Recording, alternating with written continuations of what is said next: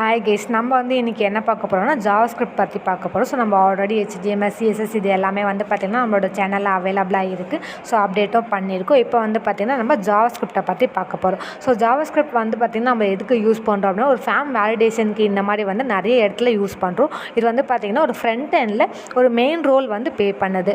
So இது இல்லாமல் வந்து பார்த்திங்கன்னா ஸோ HTML CSS ஜாவாஸ்கிரிப்ட் மாதிரி இதுவுமே ஃப்ரண்ட் எண்டில் ஒரு மெயின் டாப்பிக்காக வந்து நம்மளுக்கு அவைலபிளாக இருக்குது. நான் வந்து பார்த்திங்கன்னா காஷி இன்ஃபோடெக்கில் ஃபுல் ஸ்டாக் டெவலப்பராக படிக்கிறேன். ஸோ இன்றைக்கி வந்து பார்த்திங்கன்னா எனக்கு இன்னைக்கு கிளாஸில் இது தான் எடுத்தாங்க. இதை பற்றி நம்ம இன்னும் கொஞ்சம் டீப்பாக பார்க்கலாம்.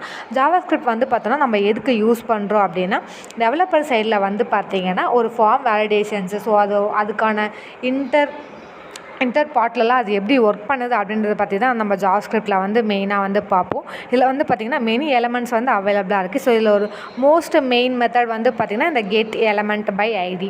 ஸோ இந்த ஐடி மூலயமா வந்து பார்த்திங்கன்னா நிறைய எலமெண்ட்ஸை வந்து நம்ம கெட் பண்ணலாம். ஸோ அவுட்புட்டும் வந்து இதில் நம்மளுக்கு நிறைய டைப்ஸ் வந்து அவைலபிளாக இருக்குது. இந்த மாதிரி ஃபால் லூப்பு, இந்த மாதிரி லூப்ஸ் வைஸு, வேரியபிள்ஸு, கான்ஸ்டன்ஸு, இந்த மாதிரி வந்து பார்த்திங்கன்னா நிறையவே அவைலபிளாக இருக்குது. நெக்ஸ்ட் அப்டேட் வந்து பார்த்திங்கன்னா நம்ம நெக்ஸ்ட் வீடியோவில் பார்க்கலாம். தேங்க்யூ.